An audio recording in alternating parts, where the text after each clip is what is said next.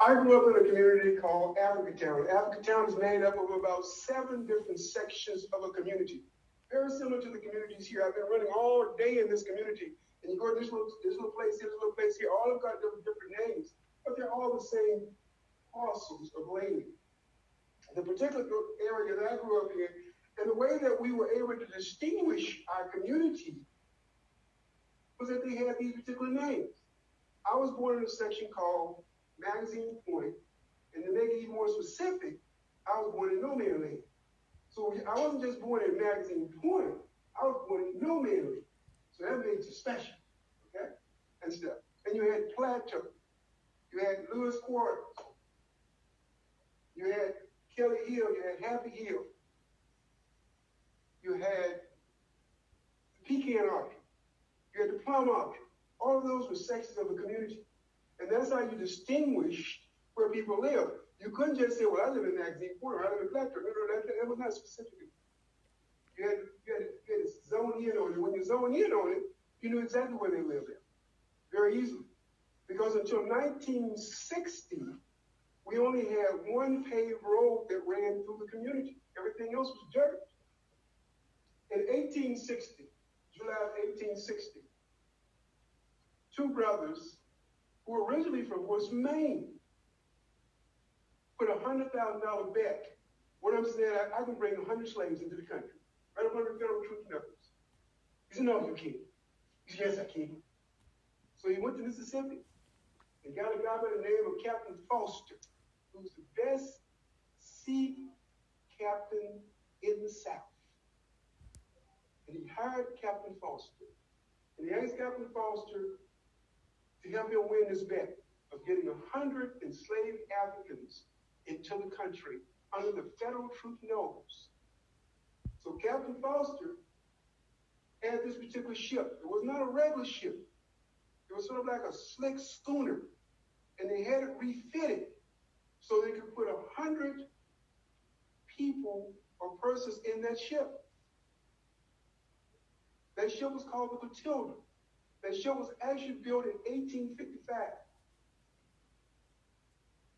in Alabama. Captain Foster set out on his trip. He knew that in order to bring 100 persons back alive to win this bet, what did he have to do? He had to get more than 100. So he ended up getting actually 110. The oldest one was 19 years old. And his name was When they made this bet, and he was 19 years old, of course, it got out in the wind. Somebody told that they had these slaves were coming in. Enslaved individuals were coming in. And so what they did was that Captain Foster decided, well, we needed to get rid of the ship and put them somewhere in the woods. And they got these little small boats and put them all on these old boats. All of these individuals lived. Every last one of them lived. Okay? And so they had them out in the woods, hiding them from the federal troops. And they took the boat in a section called 12 Mile Island, and they burned the boat and tried to burn it up. But the good thing about burning a boat in the water will put the fire out. Okay? So the boat did sink. And it's really real interesting. In May, with the help of National Geographic, they found the ship. It was a ship that they said that it couldn't be found. People were saying it didn't exist. It was all in your imagination. It wasn't real, and the whole 9 yards. And this family that actually brought the slaves, who paid to bring the slaves here, the enslaved individuals here, had claimed that the ship wasn't where it was. It was on the other side of 12 Mile Island. Do you know how far that ship is from property that they still own now? And you can see their residence? Less than 100 yards. The thing that happened to these Africans is that all of them did not stay in Mobile. 10 of them actually were given to Captain Foster. The other ones were separated and sent different places. So of the 110 Africans that came on that ship, only about 12 to 18 families remained in the Africatown community. All the rest of them, we don't know where they are. Somebody asked me, said, are you related direct descendant? I said, I don't know. You see, because the horrible thing about in slavery in this country particularly is they separated husbands from wives if they got married. They separated mothers from children. They separated different individuals. So you didn't know. You did not know. And so we still don't know, a lot of us, who, if we may be direct descendants of the Clothilda or not, because it's still a mystery. And so you have a group of persons who do know that they're direct descendants are trying to find those other descendants. The thing that happened is that with those particular Africans who did stay in that area, they knew that they had to do a couple of things. The good thing about Clothilda and the good thing about Africa had a tremendous tradition of history and education. A lot of people don't realize how much knowledge they had. When you think about this country, in particular the South, 1700s and 1800s in terms of agriculture, you're not only talking about the labor of individuals of African descent, you're talking about the knowledge they brought. Because they brought farming knowledge that was not there. First thing that those individuals did in terms of the Africans is that they started practicing religion. A black church to go to. The oldest black church in Alabama is called Stone Street Baptist Church. It was started in 1826. And it was a church that was started by blacks and whites to go to church together because they were still enslaved. But Stone Street was a little bit progressive, which they had blacks, they have their own church. These particular Africans, and Stone Street is about 5 to 7 miles from the Maxine Plateau community that you had to walk. And so every Sunday they would get up, walk 5 to 7 miles to go to that church. The good thing was these Africans were not enslaved long. So they knew what freedom was. Cutjo Lewis was especially special because at his age of 19, he had gone through a rites of passage in leadership. There was another one named Peter Lee was an interesting character on that particular ship. Peter Lee actually belonged to another tribe, and because he had disfavored his father put him in slavery, and he was put on the ship. So Peter Lee ended up having a certain amount of knowledge, Cutjo Lewis having a certain amount of knowledge, and they ended up being two of the leaders of that group that was in that community. Peter Lee, chimney of the house that he built is still in the community. The house is no longer there, but the chimney from that house is still in the community that he built in terms of that. The other thing that they did was that they would work hard after slavery. They started working and they got money. And a lot of times they worked for the people who brought them here. And they saved their monies. They started buying land in the community.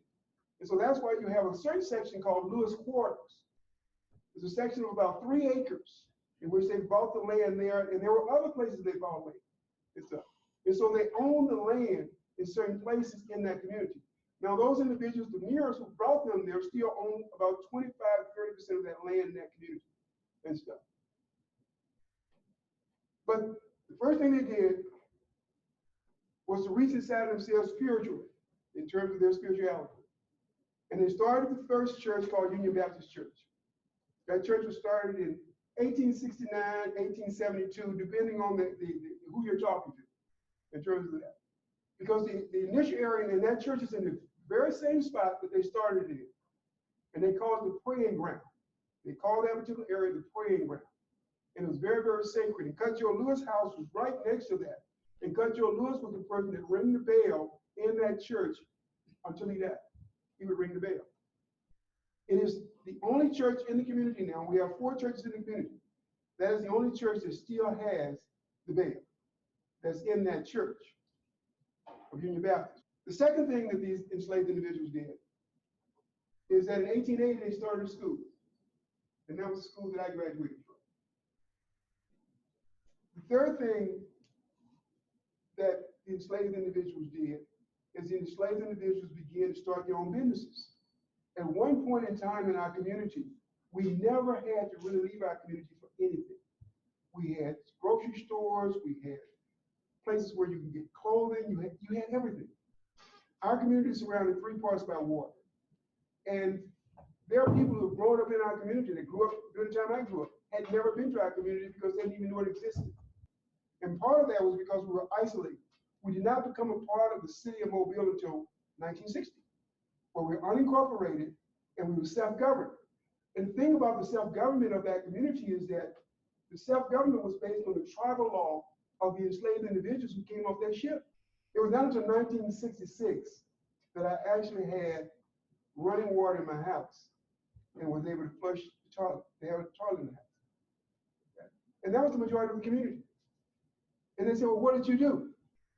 I said, what happened is that individuals, you ever seen individuals take sticks like this here and go around and find the water, or you've seen that? Joe Womack, who's not here, Joe Womack's grandfather was an ark. I mean, he could take this stick, go around, and we had these water pumps in the community and stuff. And if the water ran dry, he would go around and find a spot where there was plenty of water. Joe Womack would take that stick and walk around and couldn't figure out what this stick ain't doing that. You know, he takes stick just go away. So, but his grandfather had the art to do that. That was a gift. And you know, number one, the fact that Alabama was the last state that we know of that tried to import human cargo against the law should say something to all of us. The fact that Alabama being known as the last state that imported Africans, illegally imported Africans into this country, to be known in and of itself is a statement about Alabama. Okay? As wonderful as this country is, we have a lot of individuals still doing things that we don't know why they do them, but it hurts everybody. We're trying to tell the history of a group of individuals who were brought over here in a ship that was only the cargo bay was only 4 feet high, and they were packed in like sardines. And they were only let out because the crew of the ship was going to mutiny because of the stench that was coming out of there because they were not getting fresh air. And so we're trying to tell that story, not to labor, but to be truthful about the horror of slavery, but also about the resiliency of a people who were kidnapped, who were denied, and in spite of all of it, in spite of having second-rate books, in spite of having second-rate buildings, in spite of having very little resources to do a lot of things, in spite of all of that, produced some of the most dynamic, influential individuals who have impacted the world. And that's the story we're trying to tell. We're trying to tell this unknown story that is so important to all of our stories. We're trying to tell a story so that it gives everybody an opportunity to say, my story is just as important as anybody else's story.